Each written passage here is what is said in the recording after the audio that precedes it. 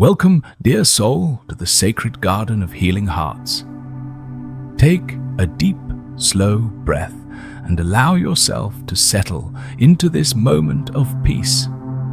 You have found your way to an ancient sanctuary where time moves gently and healing flows like a sacred river through every corner of this mystical garden. Tonight, you are invited to release the weight of the day, to let go of all worries and tensions that no longer serve you. Here in this sacred space, 8 timeless Zen legends await to guide your spirit toward deep restoration and profound inner peace. Allow your body to sink deeper into comfort. Let your breathing become natural and effortless as we begin this gentle journey together into the heart of healing. The garden gates are opening for you now. Step inside and let the magic of ancient wisdom carry you into the most peaceful sleep of your dreams. In the most ancient chronicles of the sacred garden of healing hearts, there is recorded a miraculous tale of the sacred golden lotus. Allow your mind to release completely like gentle clouds drifting across the serene blue sky and listen to this story.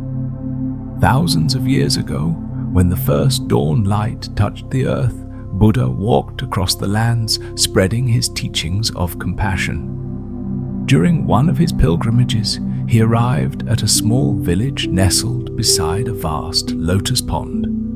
The water was crystal clear, like precious gems reflecting the deep blue sky and pristine white clouds that drifted peacefully overhead. The villagers were enduring a time of great hardship. A prolonged drought had caused crops to fail, and people's hearts had become as dry and cracked as the parched earth. Jealousy, resentment, and suffering had crept into every household. Their eyes no longer sparkled with life, and smiles seemed to have vanished from everyone's faces like morning mist disappearing with the rising sun. Buddha sat down beside the lotus pond beneath the cooling shade of an ancient Bodhi tree that had witnessed hundreds of years pass by. The emerald leaves rustled gently in the soft breeze, creating sounds like nature's whispered prayers. He closed his eyes, hands folded in meditation, and entered the sacred lotus position. As Buddha meditated, something miraculous began to unfold. From his heart overflowing with infinite compassion, a warm golden light started to emanate. This light was not blinding, but gentle like the evening sunset, spreading throughout the surrounding space. The golden radiance slowly touched the surface of the lotus pond, creating tiny ripples that caught and reflected the divine light. And then from the very center of the pond, a wonder beyond imagination appeared. A magnificent golden lotus began to rise from the depths of the sacred waters. This was not an ordinary white lotus, but one crafted entirely of pure gold, with each petal carved as intricately as divine artwork created by celestial beings. This golden lotus was unlike anything human eyes had ever beheld. It possessed 1,000 petals, each one radiating a soft golden glow. When the gentle breeze passed through, the petals swayed with ethereal grace, producing sounds like crystal bells ringing in perfect harmony. This sound could not only be heard with the ears, but felt within the soul like a mother's gentle lullaby soothing her beloved child. The villagers began to gather along the pond's edge. They had heard the mysterious sounds and witnessed the brilliant golden light emanating from the center of the pond. At first, they felt amazement mixed with a touch of fear at this inexplicable phenomenon. But upon seeing Buddha's peaceful countenance as he continued his meditation, they gradually felt tranquility settling within their hearts. Buddha slowly opened his eyes, his compassionate gaze like two bright stars illuminating the darkness. He looked upon the golden lotus blooming magnificently in the pond, then turned toward the villagers who stood waiting in reverent silence. His voice was as gentle as spring wind, penetrating deep into each person's soul. My beloved children, this golden lotus is not merely an ordinary miracle. Each petal within it contains a healing prayer from countless ages past. It embodies the unconditional love of the universe, the compassion of all beings who have ever existed. He pointed toward the radiant golden lotus. Look more closely, and you shall witness the true wonder. The villagers gazed intently at the lotus together. They began to notice that each petal bore tiny golden inscriptions written in a script that seemed to transcend all earthly languages, yet could be understood by the heart. These were prayers of healing words of comfort and blessings of peace, collected from every corner of existence. These inscriptions, Buddha continued with infinite gentleness, are the accumulated wishes for healing from all souls throughout time. Every prayer ever uttered for peace, every tear shed in hope of healing, every act of kindness performed in love. All of these have found their way into these sacred petals. As Buddha spoke, a gentle wind began to stir across the pond. The golden lotus swayed gracefully, and something extraordinary happened. One by one, the golden petals began to detach from the lotus, floating gently upon the water's surface, like small golden boats carrying precious cargo. Each floating petal glowed with its own inner light, creating circles of golden radiance that expanded outward across the entire pond. Where the circles touched the water's edge, something magical occurred. The dry, cracked earth began to soften and heal. Small green shoots pushed through the soil, and flowers bloomed instantly wherever the golden light touched. But the true miracle was happening within the hearts of the villagers themselves. As they watched the expanding circles of golden light, they felt the hard shell of resentment and pain that had formed around their hearts beginning to crack and dissolve. Old wounds that had festered for years were gently cleansed by the lotus's healing energy. An elderly woman who had lost her son in the drought fell to her knees, tears streaming down her weathered face. But these were not tears of sorrow. They were tears of release, of forgiveness, of a burden finally lifted from her weary shoulders. She felt her son's love surrounding her like a warm embrace carried to her through the golden lotus's divine grace. A farmer who had harbored bitter anger toward his neighbor for a boundary dispute felt the rage melting away like ice in spring sunshine. He looked across the pond and saw his neighbor's face also transformed by wonder and peace. Without words, they nodded to each other in mutual forgiveness and understanding. Children who had grown quiet and withdrawn during the difficult times began to laugh and play again, their innocent joy bubbling up like a natural spring that had been freed from obstruction. Their laughter created ripples of happiness that spread through the entire gathering. Buddha watched with infinite love as the healing unfolded. "You see, my children," he said softly, "the golden lotus teaches us that healing is not something that comes from outside ourselves. It is the recognition of the love and compassion that has always existed within us, waiting to be awakened." The golden petals continued to float across the pond, each one carrying its healing light to every corner of the water. Some petals reached the shore and gently touched the feet of the villagers, filling them with warmth and peace. Others remained floating, creating a carpet of golden light across the entire pond surface.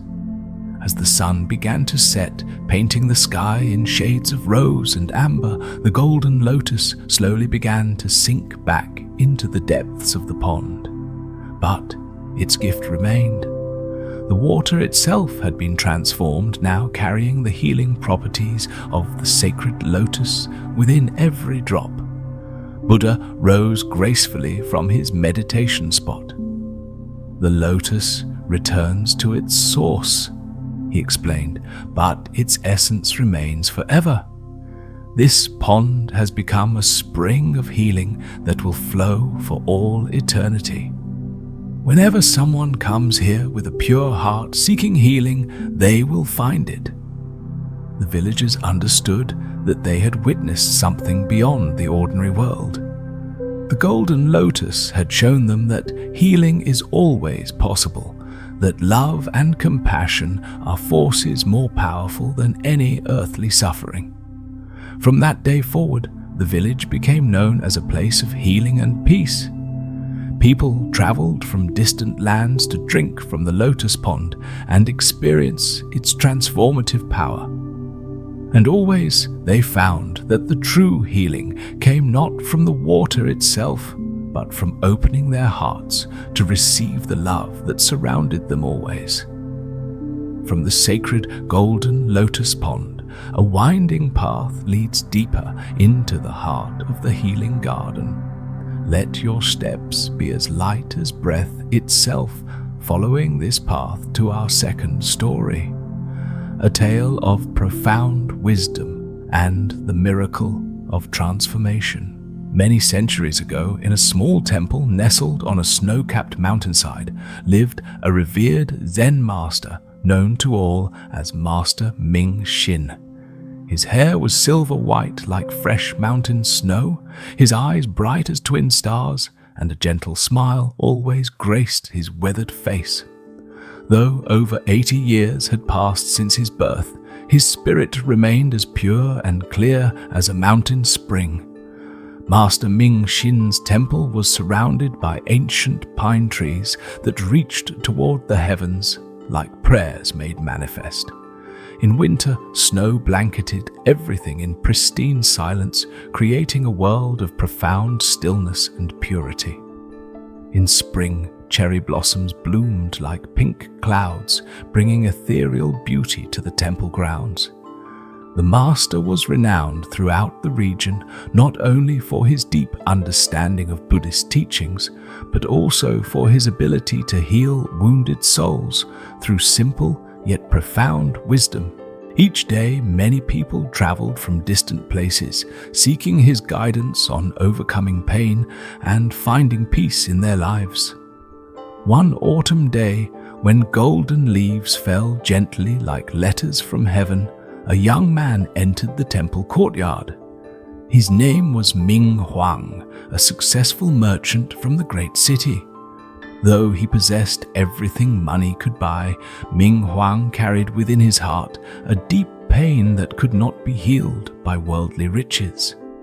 Ming Huang had lost his beloved wife in a sudden accident. Since that tragic day, his heart had become frozen in grief and rage. He blamed fate, blamed himself for failing to protect the one he loved, blamed the entire world for its cruelty. This pain had been eating away at his soul like poison, leaving him unable to sleep peacefully, unable to smile, unable to find meaning in anything. When Ming Huang entered the meditation hall, he saw Master Ming Xin sitting in quiet contemplation beneath the afternoon sunlight. The master opened his eyes and looked at him with compassionate understanding, as if he had known beforehand why this visitor had come. Without need for introductions, he gently gestured for Ming Huang to sit beside him. "Master," Ming Huang began with a trembling voice, "I am suffering beyond what I can bear. I have lost everything that mattered most in my life.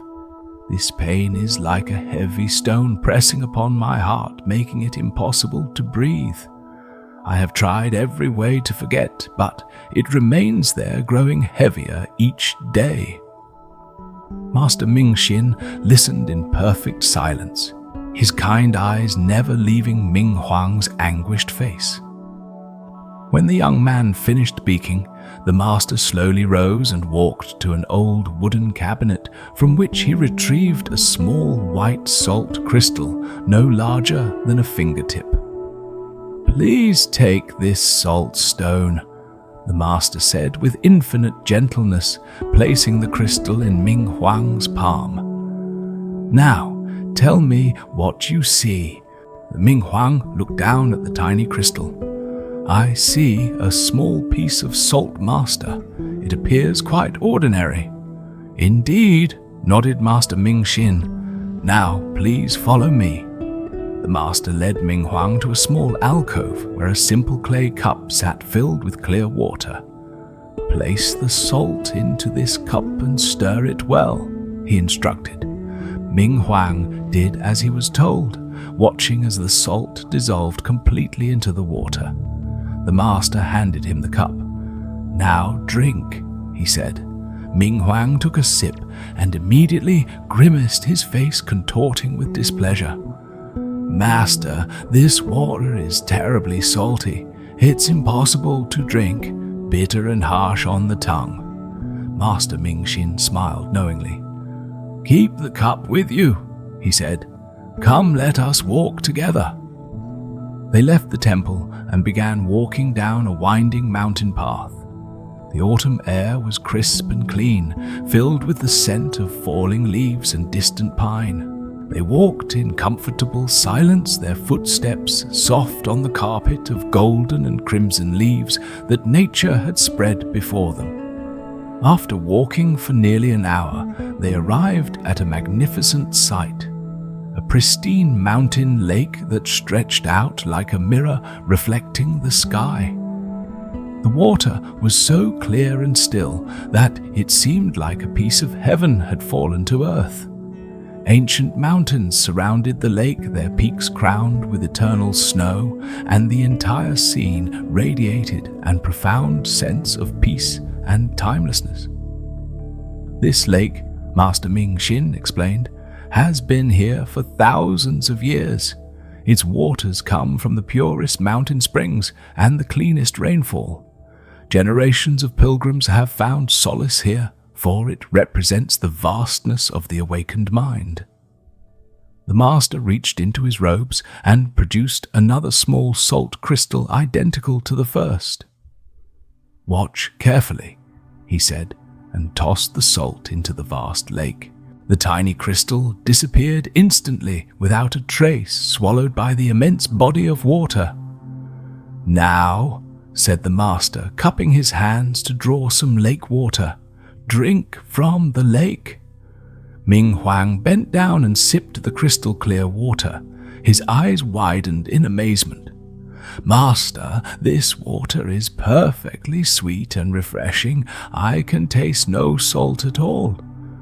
Master Mingxin sat down on a smooth boulder beside the lake's edge, and Ming Huang joined him.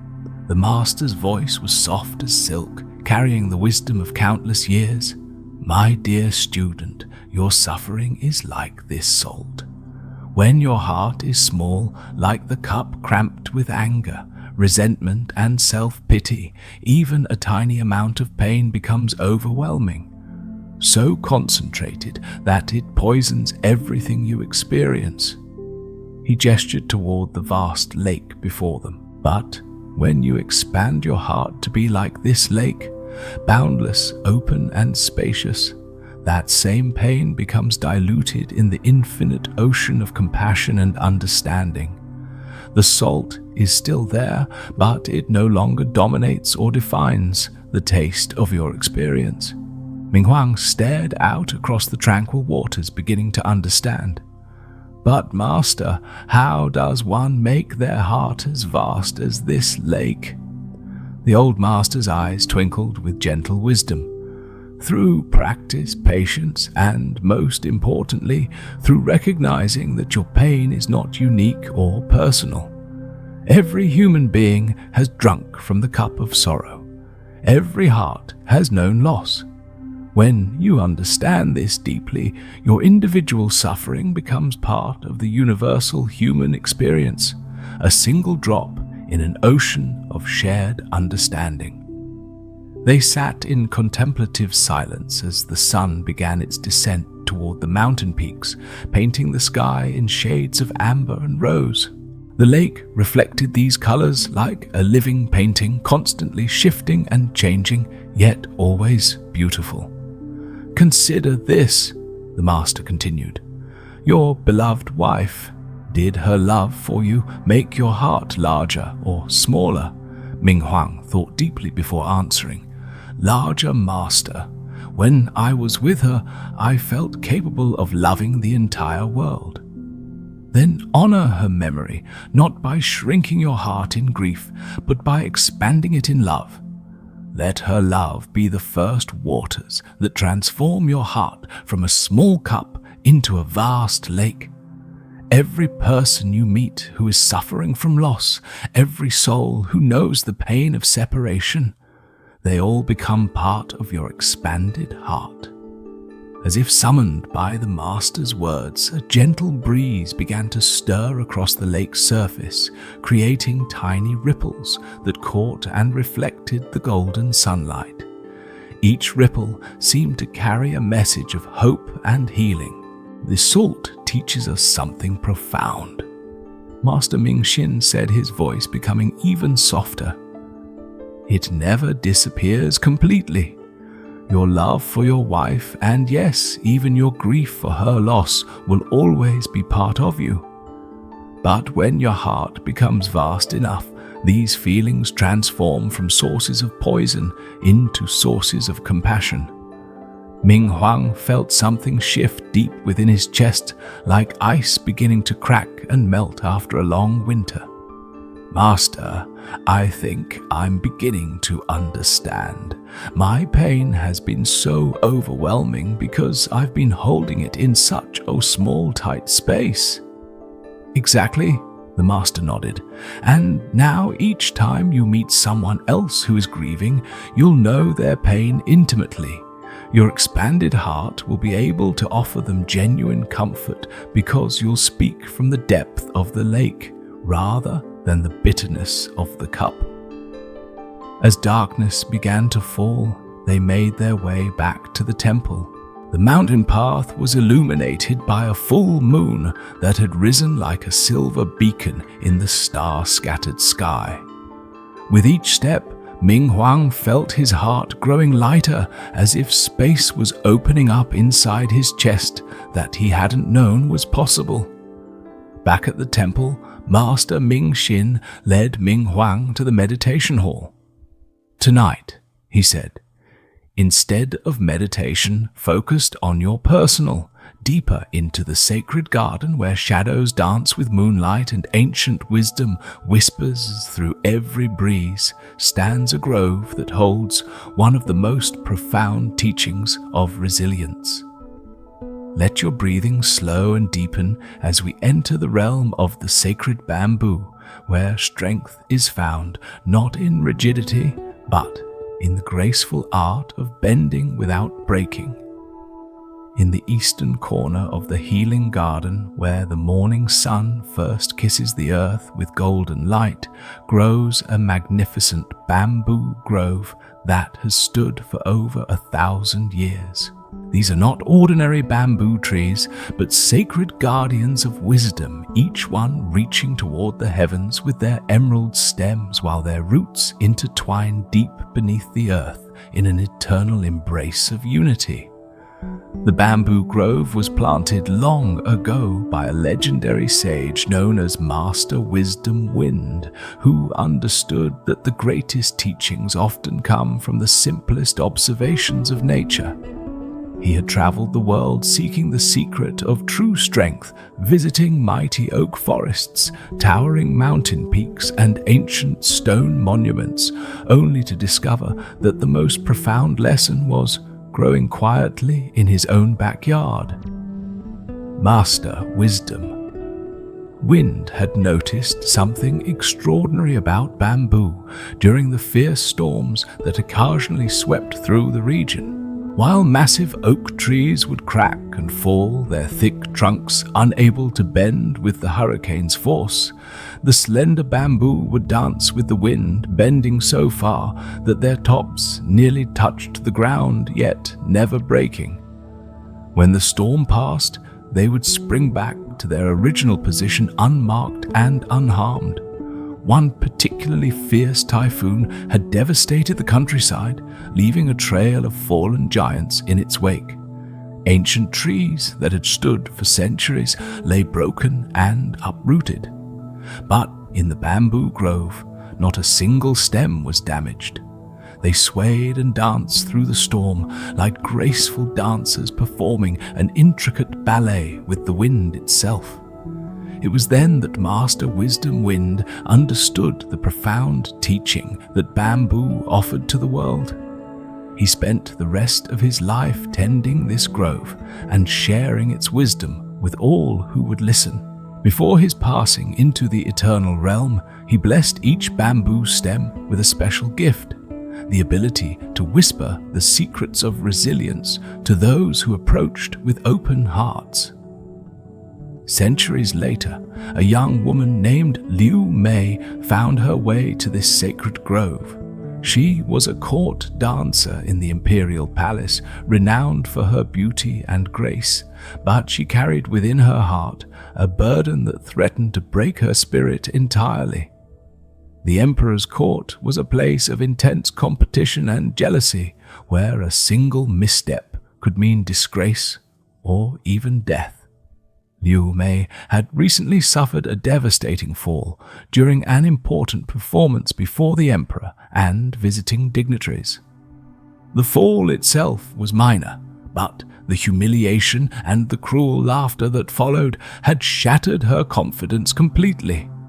She had always prided herself on perfection, on being strong and unbreakable like a statue of jade.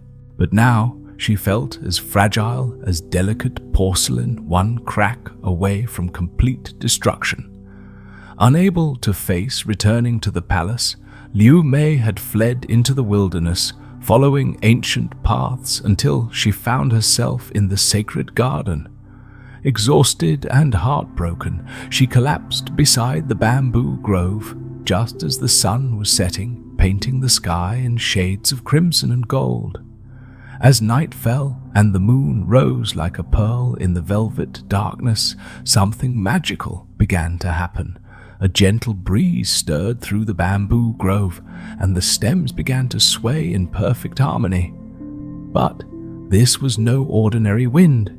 It carried with it the accumulated wisdom of centuries, the whispered teachings of Master Wisdom, Wind himself.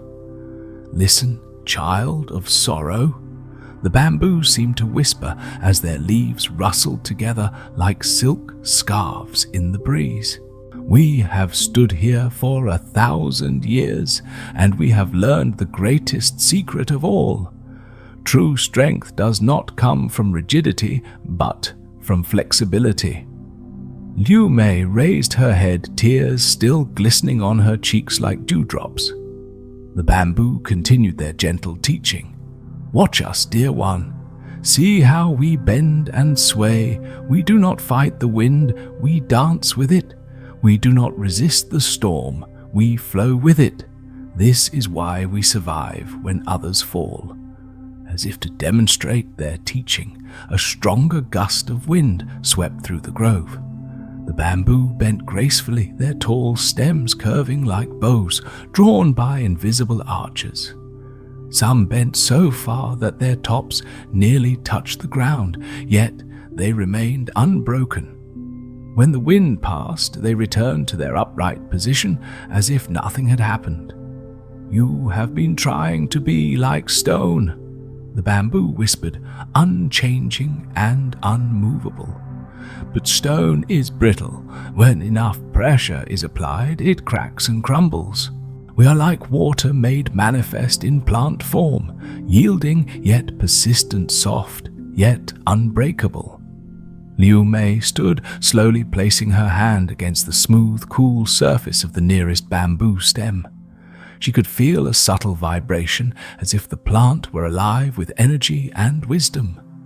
"But how?" she whispered. "How do I learn to bend without breaking? How do I find strength in yielding? Feel our roots." The bamboo responded. "Though we bend above ground, we are deeply anchored below. Our strength comes not from our stems alone, but from our connection to the earth and to each other. We grow not as individuals, but as a community, supporting one another through the interconnected network beneath your feet." Liu Mei knelt and pressed her palms to the earth. She could sense the intricate root system spreading beneath the grove, each bamboo connected to every other in an invisible web of mutual support. "This is your first lesson," the bamboo taught. "True flexibility requires a strong foundation. Know who you are at your core, connect with others who support you, and ground yourself in values that cannot be shaken." As the night deepened, more teachings flowed from the whispering bamboo. "Observe how we grow," they said. "We do not force our way through obstacles, we find ways around them. When we encounter rocks in the soil, we curve our roots to embrace them. When we face buildings or walls, we bend our stems to reach the light. Adaptation is not weakness, it is the highest form of intelligence." A gentle rain began to fall, and Liu Mei watched in wonder as the bamboo welcomed the water, their leaves directing every drop toward their roots. Nothing was wasted, nothing was resisted. Even storms and hardships, the bamboo explained, can become sources of nourishment if we learn to receive them with wisdom rather than fear. "But what about failure?" Liu Mei asked, thinking of her devastating fall before the emperor. "How do I face the shame and embarrassment?" The bamboo's response was like a gentle caress on her wounded spirit. "Child, see how we shed our leaves each season. We do not cling to what was mourning each fallen leaf. We let go gracefully, knowing that new growth will come. Your fall was not a failure. It was a shedding, a making space for new understanding." As the rain continued, Liu Mei noticed something beautiful happening. The bamboo were creating music, each stem resonating at a slightly different frequency as the wind passed through them, creating a natural symphony. The sound was hauntingly beautiful, like wind chimes made of living wood. "This is our gift to the world," the bamboo sang. "When forces try to break us, we transform that energy into beauty. Your pain, your embarrassment, your fear, these can become the raw materials for something magnificent if you learn to flow with them rather than resist them." Liu Mei began to understand. Her rigid pursuit of perfection had made her brittle, unable to adapt when things didn't go according to plan. But here in the bamboo grove, she was learning a different way, the way of graceful resilience. "Teach me to dance with the wind," she whispered to the bamboo. And so began Liu Mei's most important education. Night after night she returned to the grove, learning from the bamboo how to move with grace and flexibility. She practiced swaying like them, bending low without breaking, always returning to center. She learned to breathe with the rhythm of the wind, to find strength in yielding, to discover power in adaptability. The bamboo taught her that true mastery was not about never falling, but about falling gracefully and rising again with wisdom.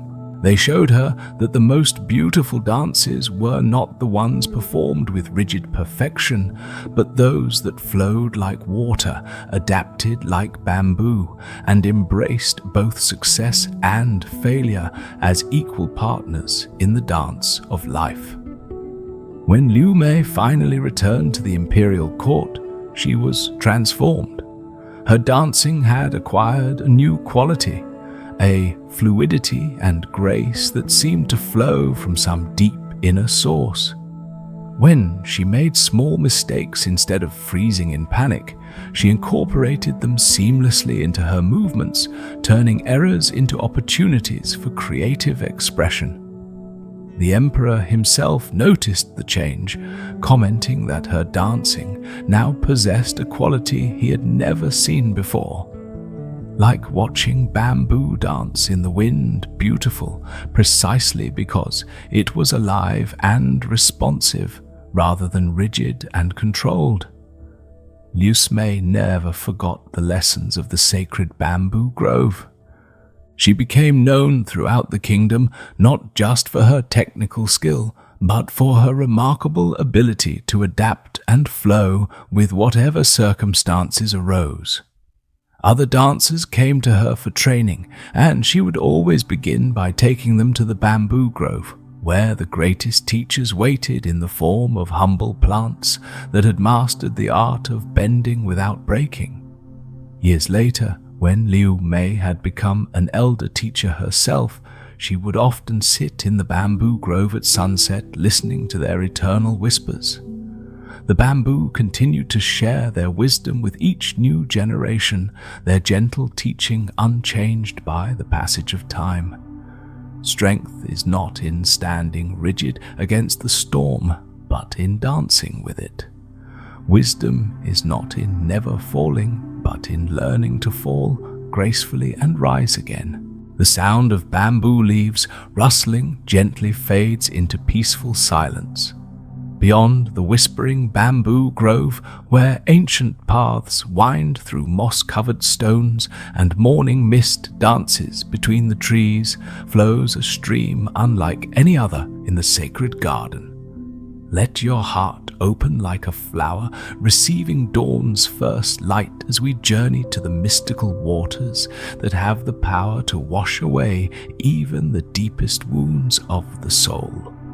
In the heart of the sacred garden, where time moves like honey and peace flows like silk, there winds a crystalline stream that has carried the same pure waters for countless millennia. This is no ordinary waterway, but the legendary stream of forgiveness, whose waters are said to possess the miraculous ability to cleanse the human heart of resentment, anger, and the bitter poison of unforgiveness. The stream begins its journey high in the celestial mountains, where snow-white peaks touch the realm of the divine. There, pure mountain springs bubble up from the earth like tears of compassion from the universe itself. These waters are blessed by the prayers of countless sages and the accumulated wisdom of all beings who have ever chosen love over hatred, understanding over judgment. As the stream winds its way down through the sacred garden, it passes over smooth river stones that have been polished by centuries of flowing water. Each stone holds within it the memory of a forgiven hurt, a released grudge, a heart that chose to heal rather than harbor pain. The sound of water flowing over these stones creates a natural melody, a song of liberation that speaks directly to the deepest chambers of the human heart. Along the banks of this magical stream grow the most beautiful flowers found anywhere in the garden. There are forget-me-nots that shimmer with an inner light, representing the choice to remember love rather than pain. White lilies of understanding bloom in abundance, their pure petals symbolizing the clarity that comes when we see beyond surface, actions to the wounded hearts beneath. And everywhere, like nature's own prayer flags, delicate purple flowers called heart's ease sway gently in the breeze, their very presence bringing comfort to troubled souls. It was to this sacred stream that a man named Chen Wei found his way one autumn evening when the last light of day painted the sky in shades of amber and gold. Chen Wei was a successful merchant who had traveled great distances to reach the sacred garden, but not in search of material wealth or worldly knowledge. He came carrying a burden far heavier than any physical load, a heart consumed by rage and an unforgiving spirit that had poisoned his entire existence. Many years earlier, Chen Wei's younger brother had betrayed him in the most devastating way possible. They had been business partners, best friends, and each other's closest confidants since childhood. Chen Wei had trusted his brother completely, sharing not only his business secrets, but also his deepest dreams and fears. When a lucrative opportunity arose that required a significant investment, Chen Wei had convinced his elderly parents to contribute their life savings, promising that the venture was guaranteed to succeed. But his brother had secretly conspired with competitors, stealing the business plans and selling them to rival merchants. The betrayal was discovered only after Chen Wei's family had lost everything: their money, their home, and their standing in the community. The shame and financial ruin that followed drove their father to an early grave and left their mother broken in spirit. From that day forward, Chen Wei's heart had become a fortress of hatred. Every morning he woke with thoughts of revenge. Every night he fell asleep, plotting ways to destroy his brother's life as completely as his own had been destroyed. The anger had consumed him so thoroughly that he could taste its bitterness in every meal, feel its weight in every step, hear its whispers in every moment of silence. Chen Wei had tried everything to find peace. He had consulted wise men and healers, visited temples and shrines, even attempted to confront his brother directly. But nothing could quench the fire of rage that burned within him. In fact, each failed attempt only fed the flames higher until he feared that the hatred would consume him entirely. It was then that he heard whispers of the sacred garden and its stream of forgiveness. Desperate and having exhausted all other options, he set out on the long journey, though he harbored little hope that even magical waters could wash away the stains of such deep betrayal. When Chen Wei first laid eyes on the stream, he felt an immediate sense of something profound and ancient. The water was so clear and pure that it seemed like liquid light flowing between the banks. Fish swam in the depths like living jewels, and the entire area radiated an aura of peace that stood in stark contrast to the turmoil raging in his heart. But Chen Wei was not ready to approach the water immediately. Instead, he sat down heavily on a large boulder beside the stream, his shoulders bowed under the weight of his anger. He stared at the flowing water with suspicion and skepticism. "How can mere water," he muttered bitterly, "wash away years of justified rage? How can anything heal a wound this deep?" As if in response to his doubts, an elderly woman appeared on the opposite bank of the stream. She seemed to have materialized from the mist itself, her white hair flowing like silk in the gentle breeze. Her eyes held the depth of ancient oceans, and her smile radiated the kind of peace that Chen Wei had forgotten existed. "You carry a heavy burden, my child," she said, her voice carrying clearly across the water despite its gentle tone. "I can see the poison of unforgiveness eating away at your spirit like acid." Chen Wei looked up sharply. "And what would you know of my pain, old woman? Have you been betrayed by the person you trusted most in the world?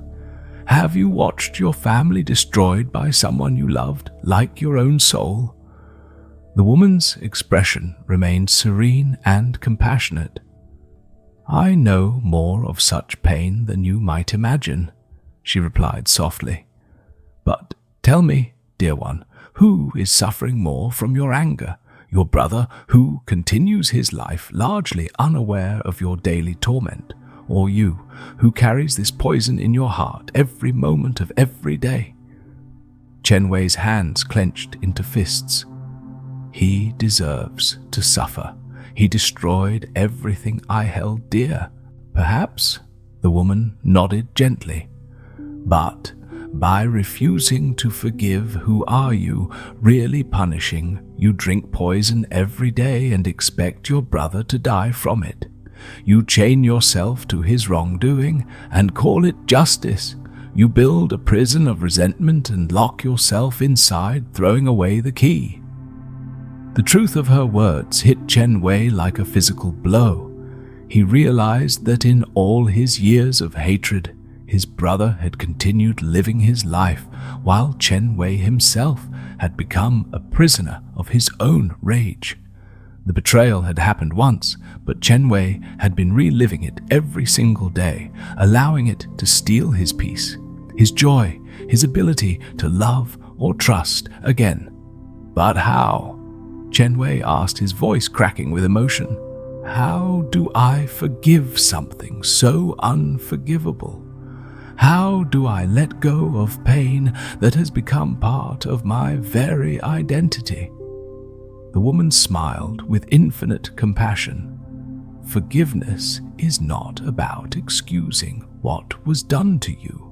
It is not about pretending the betrayal didn't happen or that it didn't cause real harm. Forgiveness is about freeing yourself from the chains of resentment so that you can heal and live again. She gestured toward the flowing stream. These waters have been blessed by countless souls who chose freedom over bondage, love over hatred. They do not wash away the memory of what happened. They wash away the poison that has accumulated around those memories. Chen Wei stood slowly and approached the edge of the stream. As he knelt beside the crystal-clear water, he could see his own reflection staring back at him. But what he saw shocked him deeply. His face, which he remembered as young and hopeful, now appeared aged and hardened by years of anger. His eyes, once bright with dreams and love, now held only darkness and pain. "Is this who I want to be?" he whispered to his reflection. "Is this the life I want to live?" With trembling hands, Chen Wei cupped the cool water and brought it to his face. The moment the blessed water touched his skin, he felt something extraordinary begin to happen. It was as if layers of accumulated bitterness were being gently dissolved away, like old paint being stripped from a wall to reveal the original beauty beneath. But the true transformation began when Chen Wei made the conscious choice to forgive. It started as a whisper in his heart. "I choose to release this anger. I choose to free myself from this prison. I choose to forgive not because my brother deserves it, but because I deserve to be free." As he spoke these words aloud, the stream began to glow with a soft golden light. The water itself seemed to respond to his intention, flowing with increased energy and vitality. Fish swam in spirals of joy, and the flowers along the banks seemed to bloom more brightly. But forgiveness, Chen Wei discovered, was not a single moment, but a process. Each time a wave of anger threatened to return, he would drink from the stream and remind himself of his choice to be free. The water helped wash away not only his hatred for his brother, but also his hatred for himself. The guilt and self-blame that had been poisoning his spirit alongside the resentment. Over the course of several days beside the stream, Chen Wei began to understand forgiveness at deeper and deeper levels. He realized that his brother's betrayal had likely come from his own pain and fear, perhaps jealousy or desperation that Chen Wei had never recognized. This understanding didn't excuse the betrayal, but it helped Chen Wei see his brother as a flawed human being rather than a monster. He also began to see the ways that his years of anger had hurt not only himself, but everyone who tried to love him. Friends had pulled away from his constant bitterness. Potential romantic partners had been driven off by his inability to trust. Even business opportunities had been lost because his anger made him difficult to work with. Forgiveness, the elderly woman explained as she appeared beside him again, is like removing a boulder that has been blocking a river. Once the obstruction is gone, life can flow freely again. On his final morning beside the stream of forgiveness, Chen Wei experienced something he hadn't felt in years: genuine peace. Not the absence of feeling, but the presence of a deep, abiding calm that seemed to flow from some inexhaustible source within him. He still remembered his brother's betrayal, but the memory no longer caused him pain. Instead, it had become simply a fact of his history, no more emotionally charged than remembering what he had eaten for breakfast years ago. As he prepared to leave the sacred garden, Chen Wei made one final offering to the stream. He wrote a letter to his brother, not to send, but as a symbolic act of release. In the letter, he forgave his brother completely and genuinely wished him well. Then he folded the letter into a small boat and set it floating down the stream, watching as it carried his final resentments away into the distance. The elderly woman appeared one last time as Chen Wei was gathering his belongings. "Remember," she said, "forgiveness is not a destination, but a way of traveling. There will be other hurts, other betrayals, other opportunities to choose freedom or bondage. When those moments come, remember the stream. Remember that you always have the choice to let the waters of compassion wash away the poison before it can take root in your heart again." Chen Wei returned to his life as a changed man. His business prospered because people enjoyed working with someone who radiated peace rather than anger. He found love with a woman who was drawn to his gentle strength and capacity for understanding. Most remarkably, he developed a reputation as someone people sought out when they were struggling with their own resentments and hurts. Years later, Chen Wei received word that his brother had fallen on hard times and was facing financial ruin. Without hesitation, Chen Wei sent assistance, not because he had forgotten the past, but because he had learned that true strength comes not from holding on to old wounds, but from choosing love and compassion regardless of whether they are deserved. The stream of forgiveness continues to flow through the sacred garden, its waters as pure and healing as ever. And sometimes, on quiet evenings when the mist rises from its surface, visitors say they can still hear the gentle voice of wisdom reminding them that forgiveness is not weakness, but the ultimate expression of strength. The courage to choose freedom over bondage, love over hatred, healing over hurt. At the very heart of the sacred garden, where all paths converge like rivers flowing toward the sea, stands a humble temple that holds within its walls the most precious treasure in all creation. Let your soul settle into stillness as we approach this sanctuary of eternal light, where the flame of compassion has burned continuously for 1,000 years, waiting to kindle the divine spark that lies dormant within every heart. The small temple, as it has been known for countless generations, appears almost insignificant at first glance. Unlike the grand monasteries with their towering spires and ornate decorations, this sacred space is modest in size and simple in design. Its walls are built from ancient stones that seem to glow with their own inner warmth, and its roof is covered with tiles that have been weathered by centuries of rain and sunshine into a beautiful patina of silver and gold. But those who approach with reverent hearts quickly discover that this temple's true magnificence lies not in its external appearance, but in the extraordinary presence that dwells within. For at the center of the temple's main hall burns a sacred flame that has never been extinguished since the day it was first lit by a sage whose name has been lost to history, but whose love remains alive in every flicker of the eternal fire. This is not an ordinary flame that consumes wood or oil, but a mystical fire that feeds on the pure intention of compassion itself.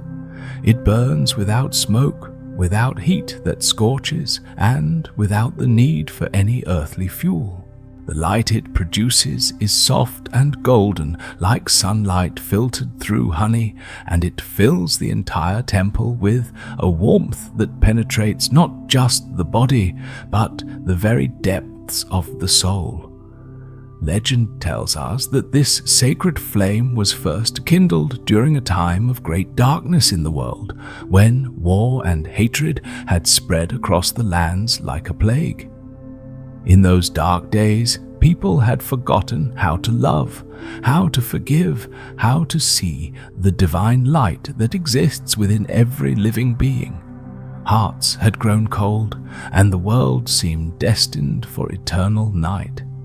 It was then that a humble monk known only as Brother Luminous made a pilgrimage to this very spot in the sacred garden.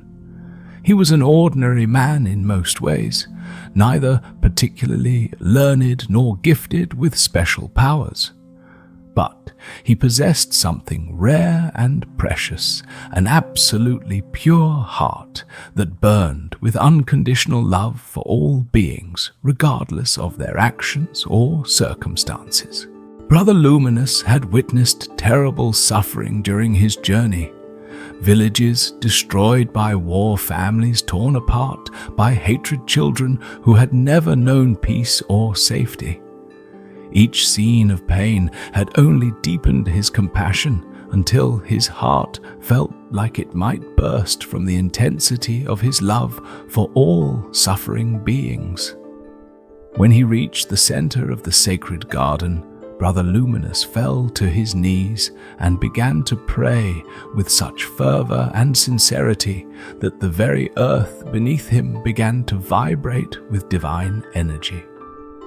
He prayed not for his own enlightenment or salvation, but for the healing of all the world's pain.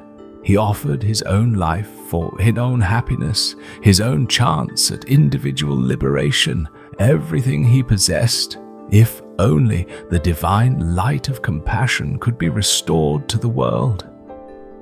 As Brother Luminous prayed through the night, something miraculous began to happen. A soft light started to emanate from his heart, growing brighter and brighter until it became visible as a golden flame floating in the air before him. This flame contained within it all the love that Brother Luminous had ever felt, all the compassion he had developed through years of practice, all the selfless dedication he had cultivated to the welfare of others. But the miracle did not end there. As word of the sacred flame spread, other pure-hearted souls began to make pilgrimages to the garden. Each one who approached the flame with sincere intention found that they could contribute their own love and compassion to its burning. A mother who had lost her child but chose forgiveness over revenge added her light to the flame.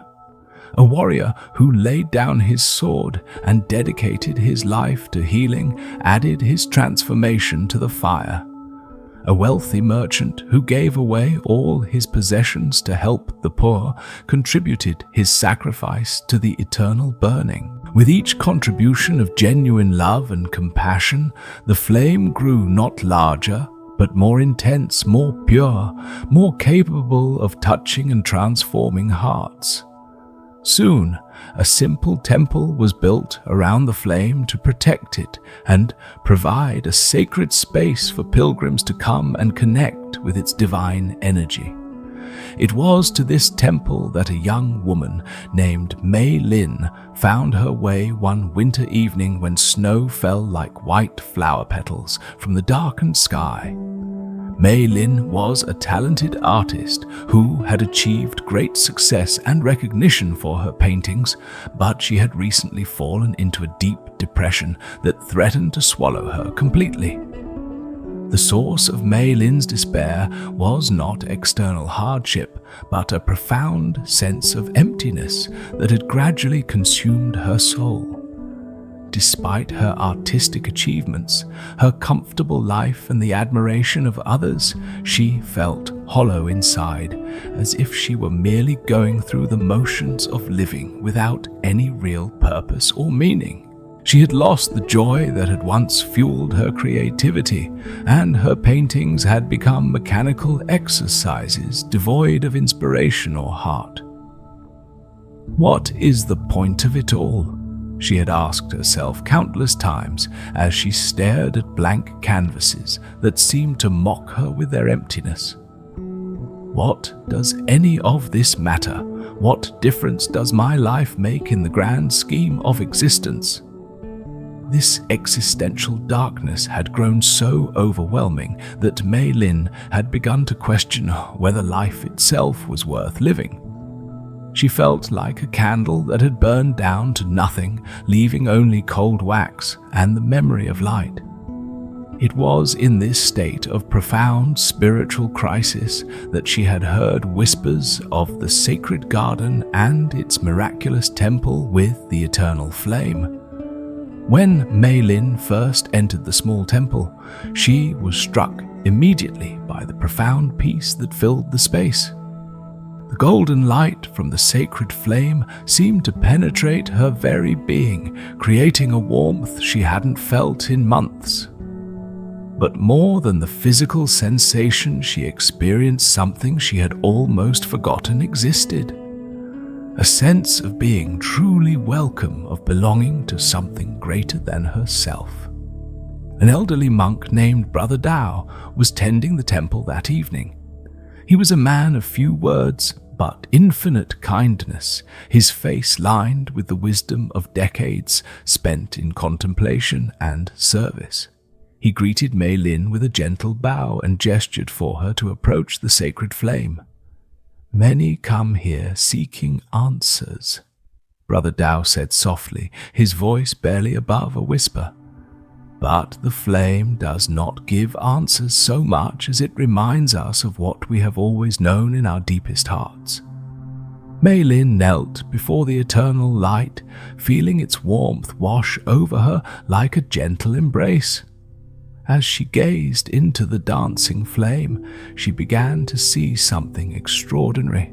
Within the fire, she could perceive countless tiny lights, each one representing an act of love, a moment of compassion, a choice to serve others rather than oneself. "What do you see?" Brother Dao asked gently. "I see lights," Mei Lin whispered, her voice filled with wonder.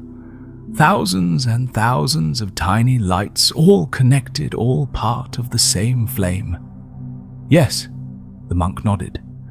"Each light represents the divine spark that exists within every living being. The flame shows us that we are not separate, isolated individuals struggling alone in the darkness. We are all part of the same infinite light, all connected by the divine love that is the source of all existence." As Mei Lin continued to gaze into the flame, she began to understand something profound about her own despair. She had been seeking meaning and purpose in external achievements and recognition, but true fulfillment could only come from connecting with the divine light within herself and using her gifts to serve that light in others. "I have been painting for the wrong reasons," she realized aloud. I have been creating art to feed my ego, to gain admiration, to prove my worth. But art is meant to be a way of sharing the divine light, of helping others remember their own inner beauty and connection to the source. Brother Tao smiled knowingly. The flame teaches us that every action, every word, every creation can be an offering of love. When we align our talents and abilities with the intention to serve the highest good, we become part of the eternal flame ourselves. That night, Mei Lin remained in the temple, sitting in meditation before the sacred fire. As the hours passed, she felt something reawakening within her soul. Not the desperate ambition that had driven her before, but a gentle, steady flame of purpose and love. She began to understand that her artistic gifts were not meant to glorify herself, but to serve as a vehicle for touching and healing hearts. When dawn broke over the sacred garden painting, the sky in shades of rose and gold, Mei Lin felt transformed. The emptiness that had plagued her was gone, replaced by a sense of mission and purpose that felt as solid and eternal as the flame itself. She knew now what she needed to do with her life and her art. Before leaving the temple, Mei Lin made a sacred vow. She would dedicate her artistic talents to creating works that would help people remember their own inner light, their own connection to the divine source of love. She would paint not for fame or money, but as a form of prayer, as a way of serving the eternal flame that burns within all beings. Brother Tao blessed her intention, placing his weathered hands gently on her head. Go now and carry the flame with you wherever you travel. Remember that you don't take the light away from the temple. You extend its reach into the world. Every heart you touch with your art becomes part of the eternal burning. Mei Lin left the sacred garden with renewed purpose, but she carried within her heart a piece of the sacred flame. Her art was transformed completely. Where once she had painted pretty pictures designed to please critics and collectors, she now created works that seemed to glow with their own inner light. People who viewed her paintings often found themselves moved to tears, not by sadness, but by a profound recognition of their own divine nature. Her studio became a kind of temple itself, where people would come not just to buy art, but to remember who they truly were beneath their fears and doubts and struggles. Mei Lin would share with them the teaching of the eternal flame, that every person carries within themselves a spark of the divine light, and that true happiness comes not from external accomplishments, but from nurturing and sharing that inner radiance. Years passed, and Mei Lin's influence spread far beyond her paintings. She established schools where art was taught not as a means of self-expression or commercial success, but as a spiritual practice, a way of connecting with and serving the light within all beings. Students would begin each class by lighting a candle and remembering their connection to the eternal flame in the sacred garden. One of Mei Lin's most powerful teachings was about the nature of creative inspiration itself. True inspiration, she would tell her students, does not come from the ego or the mind. It comes from our connection to the same source that feeds the eternal flame. When we create from this place of divine connection, our work becomes a gift to the world, a reminder of the light that exists within every heart.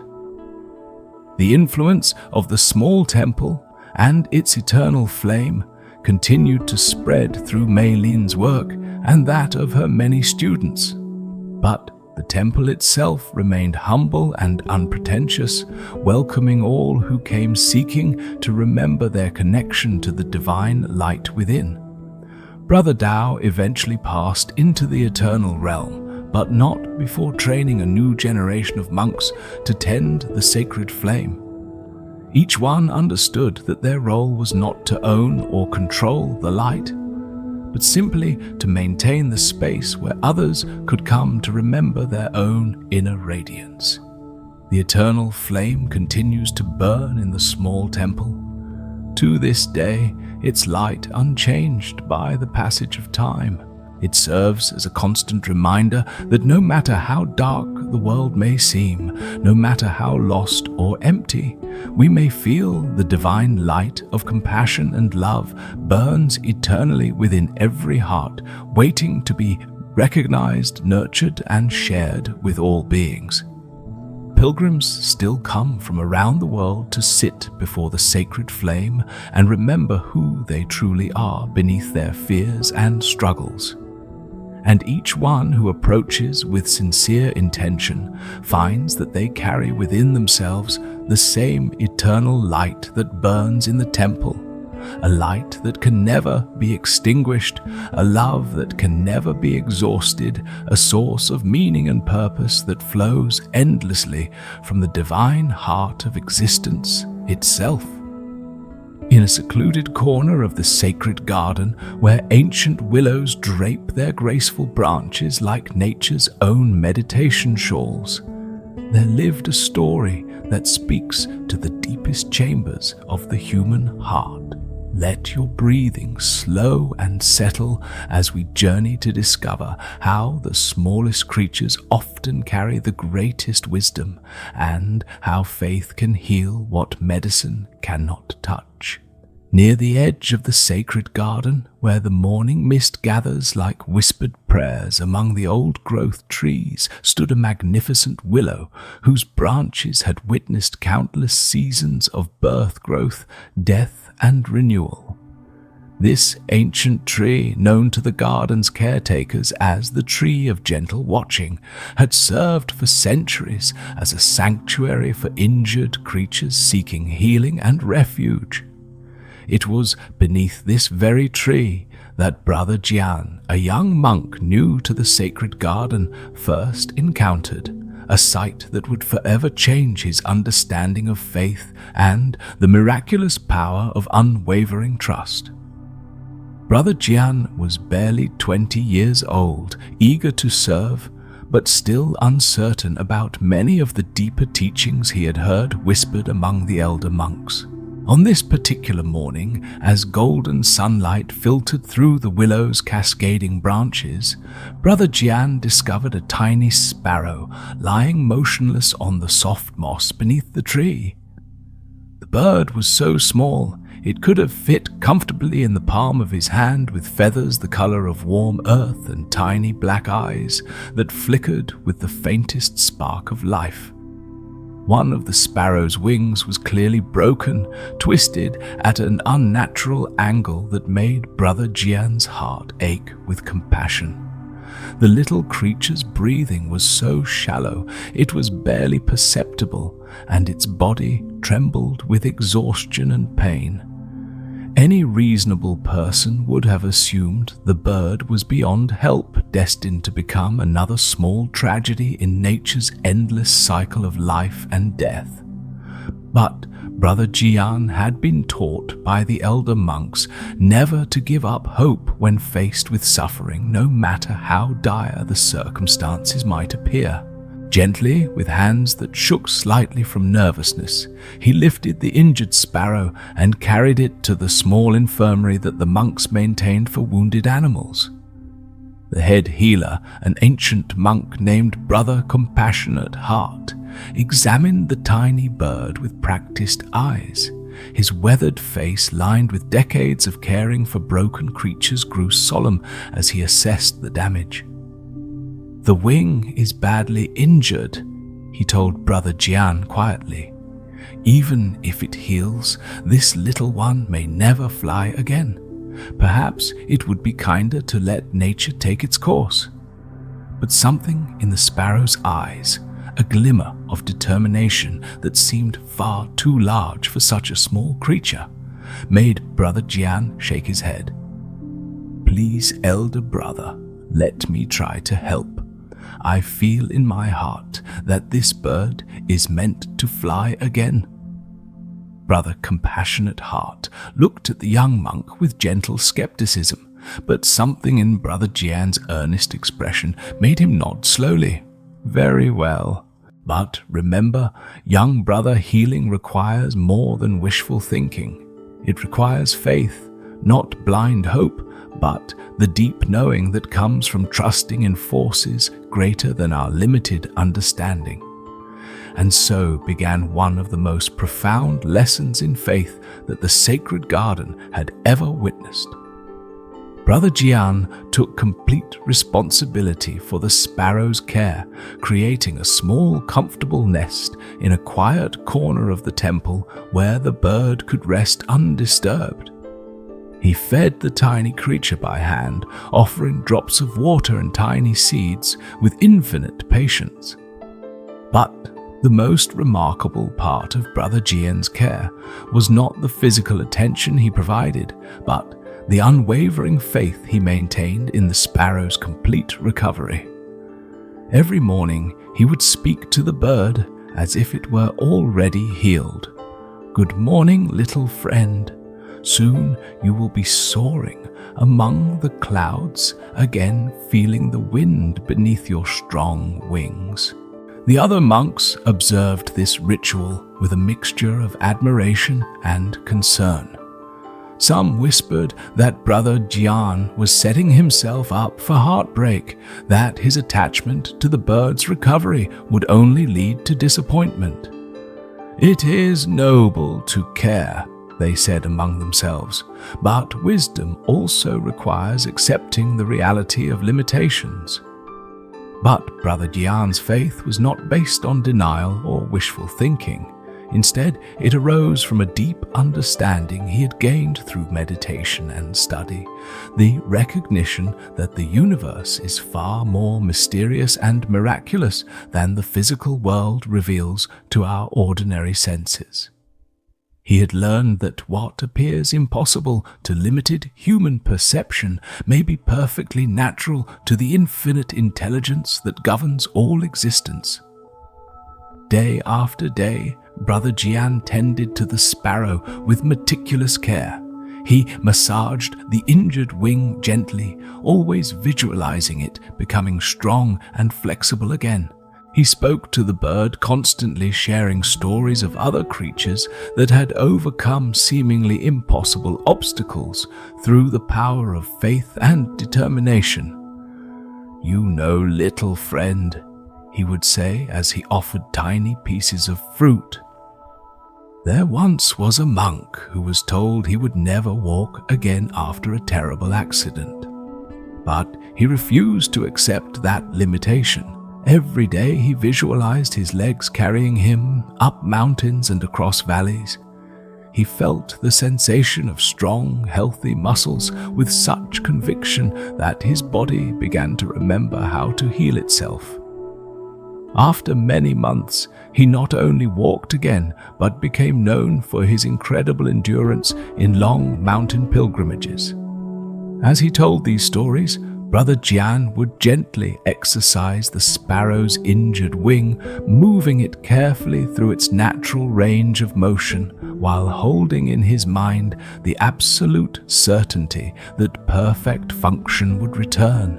He never forced the movement or caused pain, but worked with infinite gentleness and patience, trusting that each small action was contributing to an inevitable healing. Weeks passed, and gradually, almost imperceptibly, change began to occur. The swelling in the wing subsided. The bird's appetite increased. Its eyes grew brighter and more alert. But most remarkably, the sparrow began to exhibit a behavior that amazed even the most experienced healers in the garden. Every morning, without fail, the little bird would attempt to fly. At first, these attempts were heartbreaking to watch. The sparrow would flap its wings desperately, only to tumble awkwardly in its nest. But rather than becoming discouraged, the bird seemed to grow more determined with each failed attempt. Look at the faith of this creature. Brother Compassionate Heart marveled as he watched the sparrow's daily efforts. It does not question whether flight is possible. It simply knows in the depths of its being that it is meant to soar. This is the kind of faith that moves mountains and heals the impossible. Brother Jian understood exactly what the elder monk meant. The sparrow was not trying to force its body to do something unnatural. Instead, it was expressing its deepest nature, the fundamental truth of what it was created to be. Flying was not an external goal the bird was trying to achieve. It was the inner reality that the bird was allowing to manifest through unwavering trust and persistent effort. As the weeks turned into months, the sparrow's recovery progressed in ways that defied medical explanation. The broken wing not only healed, but grew stronger than it had been before the injury. The bird's flying attempts became longer and more graceful. Most remarkably, its faith never wavered even during the difficult periods when progress seemed to stall. This little teacher is showing us something profound, Brother Jian realized during one of his meditation sessions. Faith is not about believing that good things will happen despite evidence to the contrary. Faith is about aligning ourselves so completely with our highest nature that external limitations begin to dissolve naturally. The sparrow was teaching him that true faith operates from a place of deep knowing rather than hopeful wishing. The bird didn't hope it would fly again. It knew in every cell of its being that flight was its natural state. This knowing was so complete and unshakable that it began to reshape reality itself around that truth. One morning in early spring, when cherry blossoms painted the garden in shades of pink and white, the miracle everyone had been waiting for finally occurred. As Brother Jian approached the sparrow's nest with the morning feeding, he discovered it empty. Panic flooded through him until he heard a familiar chirping above his head. There, perched on a high branch of the willow tree, sat the little sparrow. Fully healed wings, strong and perfect eyes, bright with the joy of restoration. As Brother Jian watched in wonder, the bird launched itself into the air and began to fly in graceful spirals around the garden, its song filling the morning air with pure celebration. But the most extraordinary part of the story was yet to unfold. As the sparrow flew, other birds began to join it. First one, then several, then dozens of different species, creating a magnificent aerial ballet above the sacred garden. It was as if the sparrow's triumph had become a beacon of hope for all creatures, a living demonstration that healing and wholeness are always possible when approached with unwavering faith. Brother Jian fell to his knees beneath the willow tree, tears of gratitude streaming down his face. He understood now that he had been privileged to witness not just the healing of a small bird, but a profound teaching about the nature of faith itself. The sparrow had shown him that true faith is not passive hoping, but active knowing. A way of being so aligned with truth that limitations naturally dissolve. From that day forward, Brother Jian became known throughout the sacred garden as a master teacher of faith healing. But he never took credit for the sparrow's recovery. Instead, he would always direct visitors to the willow tree where the miracle had unfolded, pointing out that the healing had come not from his efforts, but from the bird's own unshakable connection to its divine nature. I learned more from that tiny sparrow than from years of studying sacred texts, he would tell those who came seeking instruction in faith. The bird taught me that faith is not about overcoming our limitations. It's about remembering that we are far greater than any limitation we might temporarily experience. The sparrow continued to visit the willow tree regularly, often bringing its own offspring to the place where its healing had occurred. And each time it appeared, it would sing the most beautiful song, a melody that seemed to carry within it the essence of faith itself, the sound of absolute trust in the goodness and infinite possibility of existence. Pilgrims began coming from distant lands specifically to see the tree of gentle watching and to hear the story of the little sparrow. Many brought their own injured birds, hoping for similar miracles. And while not every bird recovered in such dramatic fashion, all were touched by the profound atmosphere of faith and healing that had been established in that sacred spot. Brother Jian established a practice of daily meditation beneath the willow tree, teaching visitors how to cultivate the same quality of unshakable faith that had enabled the sparrow's healing. His teaching was simple but profound. Faith is not about believing in impossible things. Faith is about recognizing the infinite possibility that exists within every moment, every challenge, every apparent limitation. Years later, when Brother Jian had become an elder teacher himself, he would still begin each day by visiting the willow tree and offering gratitude for the profound lesson he had received from his small feathered teacher.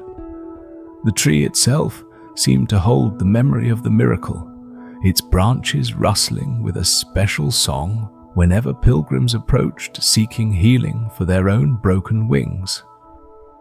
The sparrow, though, long since passed into the eternal realm, left behind a legacy that continues to inspire faith and healing in the sacred garden. Its story became a reminder that no matter how broken we might feel, no matter how impossible our healing might seem, the same divine power that enabled a tiny bird to fly again lies within each of us, waiting to be awakened through the pure flame of unwavering faith.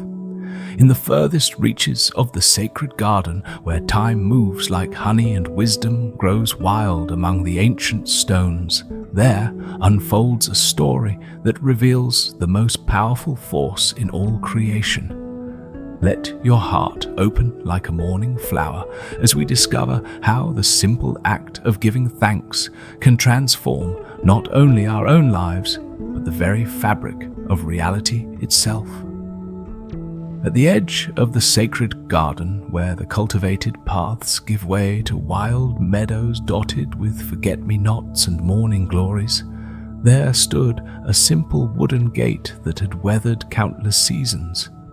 This gate was different from the grand entrances that welcomed wealthy pilgrims and learned scholars. It was known among the local villagers as the Gate of Empty Hands, reserved for those who came seeking healing but possessed nothing material to offer in return. It was through this humble entrance that an elderly woman named Grandmother Liu found her way into the sacred garden on a crisp autumn morning when the air sparkled with the first hint of winter's approach. She was perhaps 70 years old, her silver hair braided simply and wound around her head like a crown of moonlight. Her clothes were patched and mended many times over, and her feet were bare except for simple sandals worn thin from countless miles of walking. Grandmother Liu carried no bags, no possessions, no gifts for the temple guardians. Her hands were indeed empty, weathered by decades of hard labor, scarred by the struggles of a life lived in poverty. To any casual observer, she appeared to be the poorest of pilgrims, someone who had come to the garden as a last resort, with nothing to offer except her need. But those who looked more deeply might have noticed something extraordinary about this seemingly humble woman. Her eyes held a light that seemed to come from some inexhaustible inner source. Her smile, though touched by the weariness of age and hardship, radiated a warmth that transformed her entire countenance. And as she walked, despite her obvious poverty and the infirmity of her years, there was a lightness in her step that suggested she carried no burden of bitterness or regret. The truth was that Grandmother Liu had lived a life of almost unimaginable hardship. She had lost her husband to war when she was still young, leaving her to raise 3 children alone during years of famine and social upheaval. One by one, disease and disaster had taken her children from her until she found herself completely alone in the world, without family, without wealth, without any of the securities that people typically depend upon for happiness. Any reasonable person would have expected such a life to produce bitterness, despair, or at least a deep sadness that colored every moment. But Grandmother Liu had discovered something that transformed suffering into joy, poverty into abundance loss, into profound gratitude for what remained. She had learned the secret that sages spend lifetimes seeking: how to find infinite treasure in the simple fact of being alive. As Grandmother Liu entered the sacred garden through the gate of empty hands, she paused to bow deeply in gratitude. "Thank you," she whispered to the ancient gate itself, "for allowing these tired feet to enter this place of peace." Her words were spoken with such genuine appreciation that the very air around her seemed to shimmer with golden light. She made her way slowly along the garden paths, stopping frequently not from exhaustion, but from wonder. At each sight that met her eyes, a butterfly dancing among the flowers, a stream bubbling over smooth stones, an elderly monk sweeping leaves with meditative care, Grandmother Liu would pause and offer heartfelt thanks. "Thank you, beautiful butterfly, for showing me that even the smallest creatures can paint the world with color," she would murmur. "Thank you, gentle stream, for singing the song of eternal flow. Thank you, kind monk, for demonstrating that service itself is a form of prayer." What began to happen as Grandmother Liu moved through the garden was nothing short of miraculous. Where her feet touched the earth, wildflowers began to bloom out of season. Not just a few scattered blossoms, but carpets of color that spread like visual music across the landscape. The butterflies she thanked gathered around her in increasing numbers, creating spirals of living rainbows that followed her progress through the garden. Brother Wei, one of the senior monks, was among the first to notice the extraordinary phenomena occurring in the wake of this humble visitor. He had been practicing meditation in a grove of bamboo when he heard what sounded like celestial music drifting on the morning breeze. Following the sound, he discovered Grandmother Liu kneeling beside a simple wildflower, her hands pressed together in gratitude. "Thank you, little flower," she was saying with tears of joy streaming down her weathered cheeks, "for choosing to share your beauty with the world. Thank you for showing me that even in the harshest soil, beauty finds a way to emerge." As Brother Wei watched in amazement, the single flower began to multiply before his eyes. One bloom became 2, then 4, then dozens, creating a magnificent display that attracted bees and butterflies from across the entire garden. But more remarkable than the physical transformation was the quality of presence that emanated from this elderly woman. Her gratitude was so pure, so complete, that it seemed to awaken the garden itself to new levels of beauty and vitality. Brother Wei approached respectfully, bowing to honor the obvious spiritual depth of this unexpected teacher. "Honored grandmother," he said softly. "I have never witnessed such a display of natural abundance. What is the source of this miracle?" Grandmother Liu looked up with eyes that sparkled like stars reflected in still water. "Oh, young brother," she replied with a voice like wind chimes. "There is no miracle here except the one that surrounds us always. I simply cannot help but give thanks for the infinite gifts that life offers in every moment." She gestured to the explosion of flowers that had bloomed around them. "You see, I have learned that gratitude is not something we offer for what we receive. Gratitude is what transforms our very perception of what we have already been given.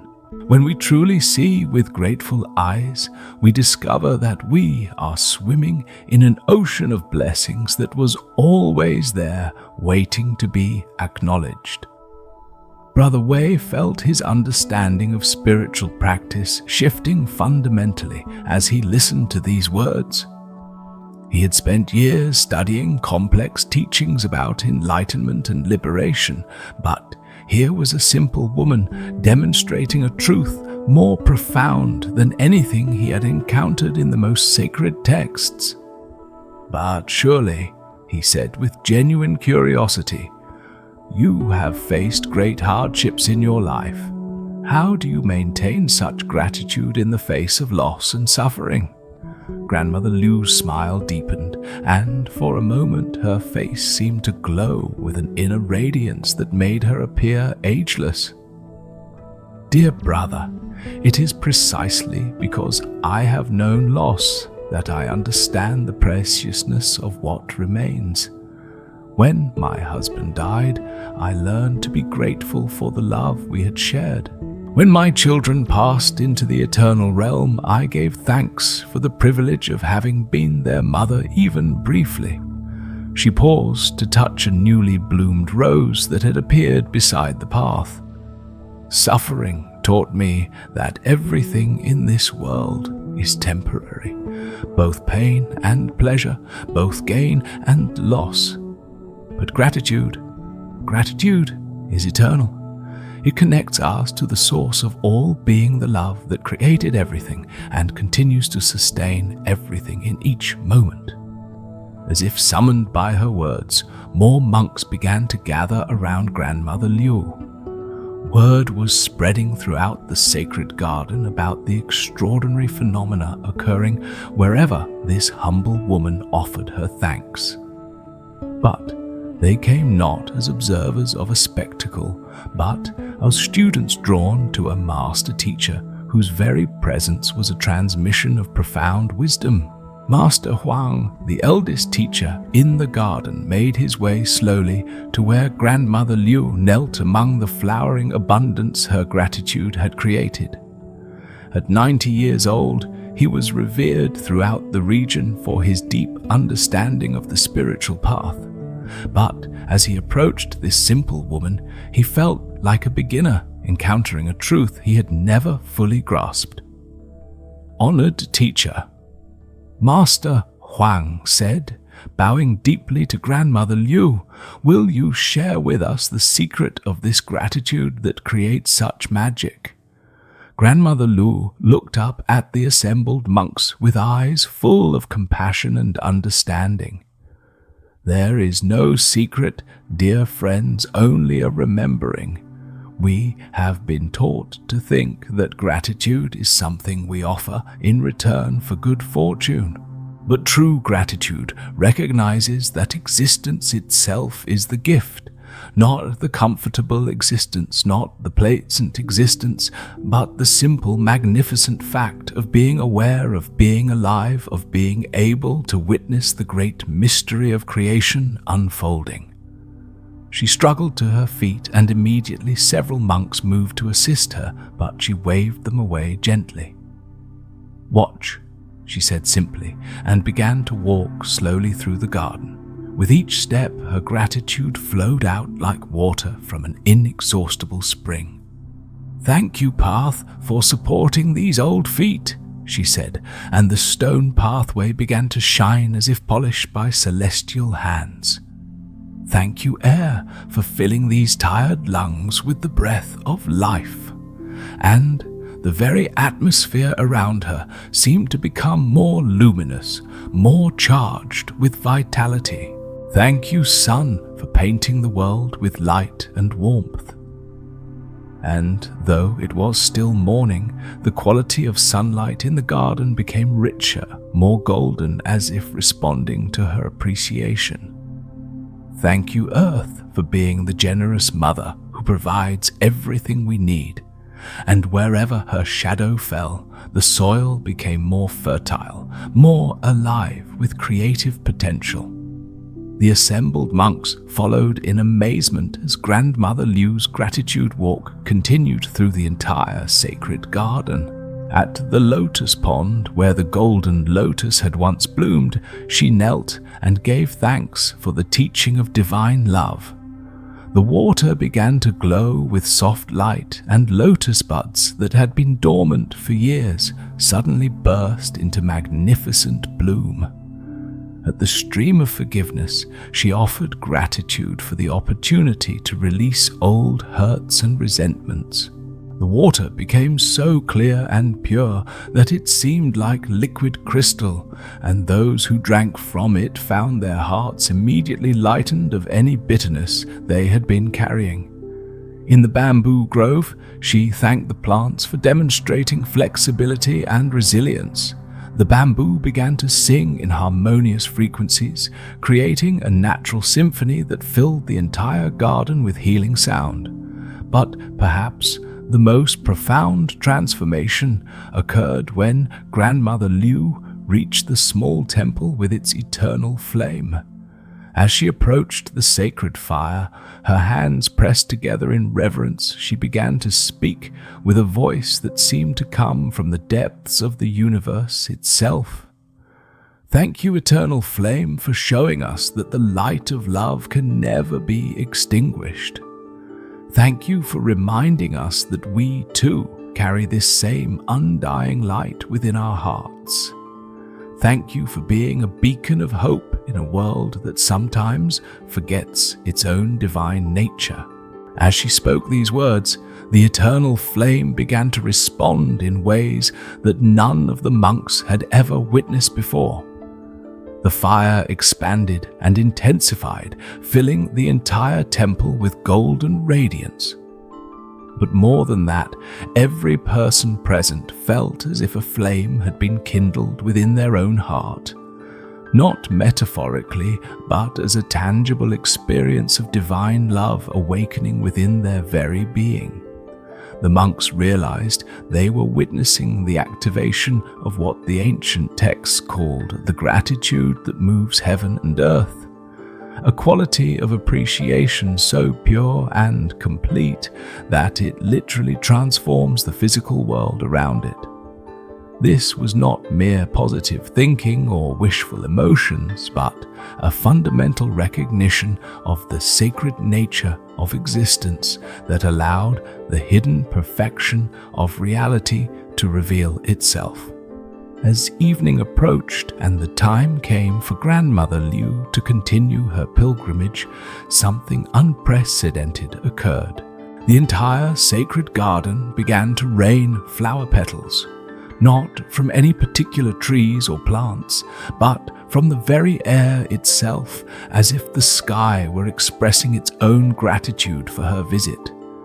Each petal that fell carried within it a blessing, a prayer of thanksgiving that would continue to nourish the garden long after her departure. The monks gathered these sacred petals, knowing they would retain their special properties for years to come, serving as reminders of the profound teaching they had received. As Grandmother Liu prepared to leave through the same gate of empty hands where she had entered, Master Huang approached her with a final question. "Honored teacher, you came with empty hands, but have given us the greatest treasure imaginable. How can we possibly thank you?"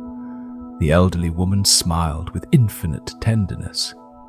Dear friend, you thank me by remembering what you have learned today. Gratitude is not something you practice. It is something you become. When you truly understand that every breath is a gift, every sunrise a blessing, every encounter a sacred opportunity, then you too will walk through life creating miracles with every step. She paused at the gate and turned back one final time. And remember this above all, the gratitude I have shared with you was not mine alone. It belongs to the entire universe flowing through me, just as it can flow through any heart that opens to receive it. You already possess this same treasure. You need only remember to unwrap it. With these words, Grandmother Liu walked through the gate of empty hands and disappeared into the gathering twilight. But her gift to the sacred garden was permanent. From that day forward, the garden bloomed with an abundance and beauty that surpassed anything in its previous history. And most importantly, every visitor who came seeking healing found themselves naturally moved to gratitude by the atmosphere of appreciation that Grandmother Liu had established. Her teaching lived on in the very air of the garden, whispering to every heart the eternal truth that gratitude is not just an emotion or a practice, but the very essence of awakened consciousness itself. At the very end of our journey through the sacred garden, where all paths converge in a circle of perfect unity, we arrive at the most profound teaching of all. Let your consciousness settle like fertile soil as we discover the eternal truth that within every heart lies a seed of infinite compassion, waiting only for the proper conditions to bloom into a garden that can heal not only ourselves, but the entire world. In the deepest heart of the sacred garden, where the ancient and the eternal meet in timeless embrace, there existed a place known only to those who had completed the full pilgrimage of awakening. This was the Garden of Seeds, a small circular clearing surrounded by trees so old they seemed to have witnessed the birth of wisdom itself. The soil here was different from anywhere else in the garden. Dark, rich, and alive with a mysterious energy that seemed to pulse with the very heartbeat of creation. This sacred ground was tended by Master Chen, a monk so advanced in his understanding that he had transcended the need for words in most of his teaching. He was perhaps the oldest living being in the garden, though no one knew his true age. Some said he had been there since the garden's founding.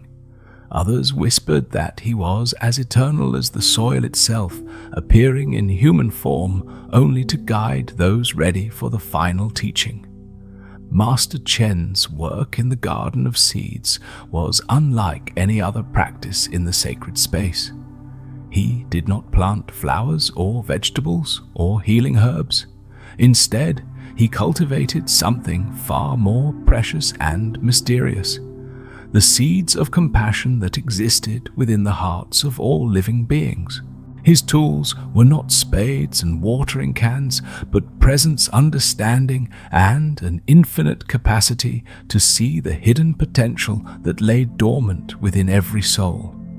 It was to this sacred space that all the previous pilgrims eventually found their way. The young man who had learned about expanding his heart like a vast lake, the court dancer who had discovered the wisdom of bending without breaking the merchant who had released his burdens in the stream of forgiveness, all of them in time were drawn to the Garden of Seeds for the completion of their journey. But on this particular morning, when dew sparkled like diamonds on every blade of grass, and the air itself seemed pregnant with possibility, a new visitor arrived at the Garden of Seeds. This was a middle-aged woman named Sarah, a doctor from a distant land who had dedicated her life to healing others, but had somehow lost her way in the process. Doctor Sarah Chen had been one of the most respected physicians in her country, known for her exceptional skill and her dedication to serving the poor and disadvantaged. For 20 years, she had worked tirelessly in clinics and hospitals, often going without sleep or proper meals in her efforts to save lives and alleviate suffering. But somewhere along the way, the constant exposure to pain and disease had begun to erode something essential within her soul. She had seen too much death, too much suffering that she couldn't prevent. The weight of every patient she couldn't save, every family she had to deliver, devastating news to every child whose life she couldn't preserve. All of it had accumulated like stones in her heart until she could barely feel anything at all. Sarah had come to the sacred garden as a last resort, not seeking healing for others, but desperately needing restoration for herself. She felt as though her capacity for compassion had been completely depleted, leaving her functioning as a medical technician rather than a healer. The very quality that had once made her an exceptional doctor, her deep empathy for suffering, had become so overwhelming that she had unconsciously shut it down entirely. When Sarah first entered the Garden of Seeds, she felt immediately that this place was different from anywhere else she had visited in the sacred space. The silence here was so profound, it seemed to have substance, and the quality of light filtering through the ancient trees carried an almost tangible sense of potential and promise. Master Chen was kneeling in the center of the clearing, his weathered hands gently working the rich, dark soil. He looked up as Sarah approached, and she was struck by his eyes.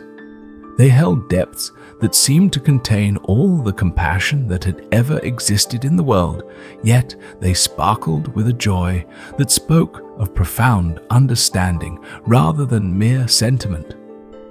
"Welcome, dear healer," Master Chen said, though Sarah was certain she had never mentioned her profession. "You have come seeking to restore what you believe has been lost. But perhaps what you truly need is to discover what has never left you." Sarah felt tears welling up in her eyes, the first genuine emotion she had experienced in months. "Master, I fear that I have lost my capacity to truly care. I have seen so much suffering that my heart has become numb. I don't know how to feel compassion anymore without being overwhelmed by the pain of the world." Master Chen smiled with infinite gentleness and patted the ground beside him, inviting Sarah to sit. "Tell me, dear one, when you were a child, did you ever plant a garden?" Sarah nodded, surprised by the question. "Yes, my grandmother taught me. I remember being amazed that such tiny seeds could grow into beautiful flowers and nourishing vegetables." "And do you remember," Master Chen continued, "the first time you planted a seed, what did you expect to happen?" "I thought it would grow right away," Sarah admitted with a small smile. "I was so impatient. I kept digging up the seeds to see if they had sprouted yet." Master Chen chuckled softly. "Yes, this is the way of beginners. We plant the seed and expect immediate results. We forget that the most important growth happens in darkness underground where we cannot see it. The seed must first surrender its original form completely before it can become something greater." He reached into a small pouch at his side and withdrew what appeared to be an ordinary seed, small, dark, and unremarkable. "This," he said, placing it gently in Sarah's palm, "is a seed of compassion, not metaphorically, but literally. It contains within it all the love and understanding that has ever existed, waiting only for the proper conditions to grow into infinite healing power." Sarah looked at the tiny seed with skepticism. It seemed impossible that something so small and ordinary could contain such extraordinary potential. But, Master, how can a physical seed represent something as abstract as compassion? Who says compassion is abstract? Master Chen replied. Compassion is the most real force in the universe. It is the energy that holds galaxies together, that causes mothers to sacrifice for their children, that drives healers like yourself to dedicate their lives to reducing suffering. Compassion is not a feeling. It is the fundamental nature of existence itself. He gestured to the rich soil around them. This earth has been prepared by centuries of cultivation, not with fertilizers or chemicals, but with the accumulated intentions of all those who have chosen love over fear, service over selfishness, understanding over judgment. Every act of genuine caring that has ever occurred has contributed to the richness of this soil. Master Chen took Sarah's hand and guided it toward a small depression in the earth. Now, plant your seed, but as you do remember that you are not creating compassion, you are simply providing the conditions for the compassion that already exists within you to manifest and grow. Sarah pressed the small seed into the warm, dark soil, surprised by how natural and significant the simple act felt. The moment the seed disappeared beneath the earth, she experienced something extraordinary, a subtle but unmistakable shift in her awareness, as if something had awakened deep within her consciousness. "The seed is planted," Master Chen said softly. "But now comes the most important part. You must learn to tend your inner garden with the same patience and wisdom that any master gardener employs. This means creating the proper conditions for growth, not forcing or demanding immediate results, but providing consistent care and attention." Over the following days, Sarah remained in the Garden of Seeds, learning from Master Chen the ancient art of cultivating compassion. She discovered that her previous approach to caring had been like trying to grow plants by pulling on their stems, well-intentioned but ultimately counterproductive. True compassion, Master Chen taught, is not about absorbing the suffering of others into yourself. That is like trying to help a drowning person by jumping in the water without knowing how to swim. Instead, compassion is about becoming so grounded in love and understanding that you can extend help without being overwhelmed by the very suffering you're trying to heal. He showed her how to practice what he called rooted caring, maintaining a deep connection to the source of love within herself while extending that love to others. "Think of yourself as a tree," he explained. "The stronger and deeper your roots, the more fruit you can bear, the more shade you can provide, the more storms you can weather without breaking." Each morning, Sarah would sit in meditation beside the spot where she had planted her seed of compassion. At first, nothing visible occurred just as Master Chen had predicted. But gradually, she began to notice subtle changes in her inner landscape. The numbness that had protected her from overwhelming pain was slowly dissolving, replaced not by raw emotional vulnerability, but by a stable, grounded capacity to feel deeply without being consumed. "Your seed is germinating," Master Chen observed after a week of practice. "See how the soil above it has begun to soften and crack. This represents the breaking open of the protective barriers you constructed around your heart. It is necessary and good, though it may feel uncomfortable." Sarah indeed felt as though something within her was cracking open, but rather than feeling vulnerable, she experienced a growing sense of spaciousness and strength.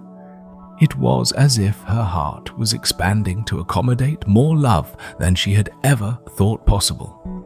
One morning, as Sarah sat in her usual meditation spot, she noticed the first tiny green shoot pushing through the soil. But this was unlike any plant she had ever seen. The shoot seemed to glow with its own inner light, and as it grew throughout the day, she could swear she felt its growth as a physical sensation in her own chest.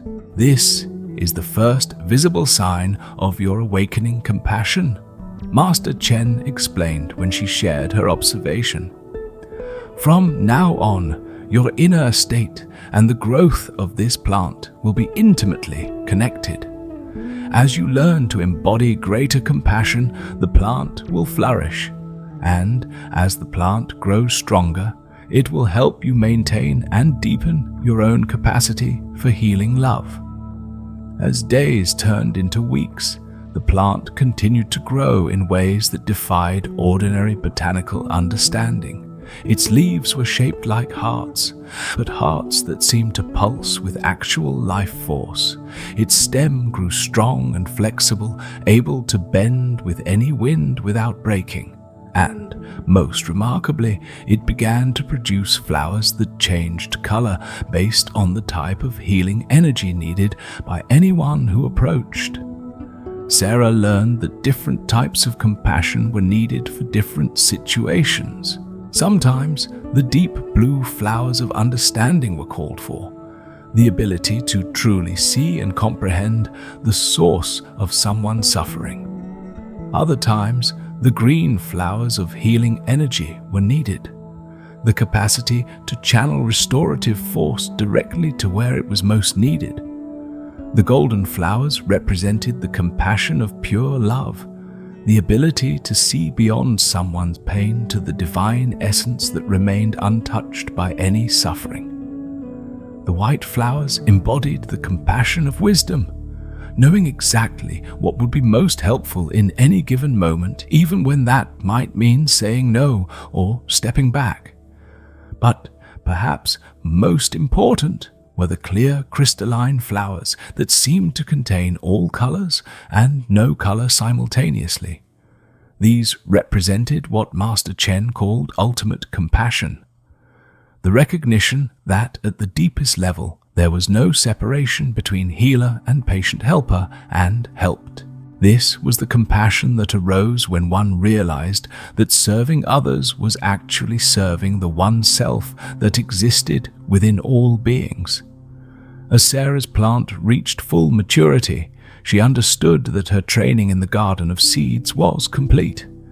But rather than feeling sad about leaving, she felt a deep excitement about returning to her medical practice with this new understanding of what true healing could be.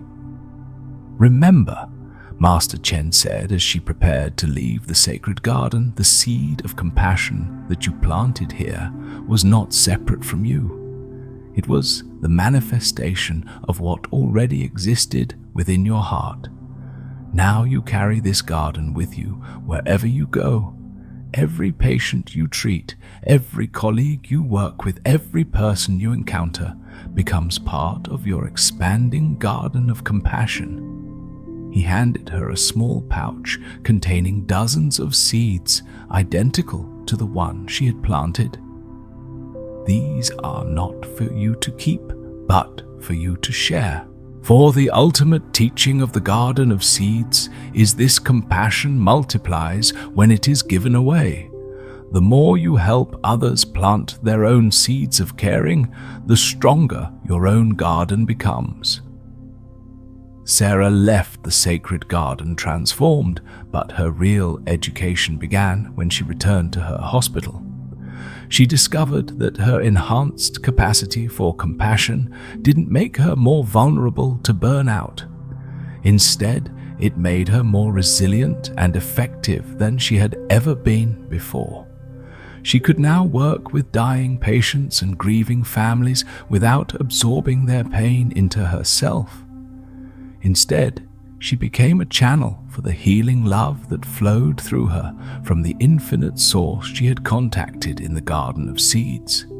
Her presence alone began to have a healing effect that complemented her medical skills. More importantly, Sarah began to teach her colleagues and students about the principles she had learned from Master Chen. She established meditation gardens in several hospital spaces where healthcare workers could go to reconnect with their own seeds of compassion when the demands of their work threatened to overwhelm them. Years later, a network of healing gardens had spread across the world, all based on the teaching Sarah had received in the sacred garden. Each garden contained the same rich, dark soil that had been blessed by centuries of loving intention, and each one helped healthcare workers, teachers, parents, and anyone dedicated to serving others remember the infinite wellspring of compassion that existed within their own hearts. And in the original Garden of Seeds, Master Chen continued his eternal work, tending the growing plants of all those who had learned to cultivate compassion. For he understood the profound secret that each individual's awakening to love contributed to the healing of the entire world, one seed, one heart, one act of caring at a time. The garden bloomed eternally, a living testament to the truth that love is not diminished by being shared, but multiplied beyond all measure. And in the center of it all, the original seed of compassion that had been planted by the very first visitor continued to grow its roots, now extending throughout the entire sacred garden, nourishing every flower, every tree, every healing pool and sacred stream with the infinite love that is the source and destination of all existence. And so, dear traveler of dreams, our journey through the sacred garden of healing hearts draws to its gentle close. But this is not truly an ending, for the wisdom you have received, the healing you have experienced, and the peace you have discovered will continue to bloom within you long after these words fade into the silence of perfect rest.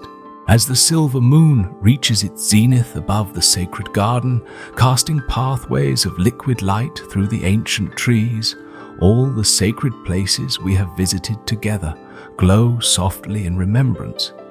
The golden lotus still radiates its divine light upon the tranquil waters, reminding us of unconditional love. The stream of forgiveness continues to flow crystal clear, carrying away all that no longer serves your highest good. The sacred bamboo grove whispers its eternal teaching of graceful resilience, bending with life's winds while remaining unbroken. The small temple's eternal flame burns steadily, mirroring the compassionate light that now glows within your own heart.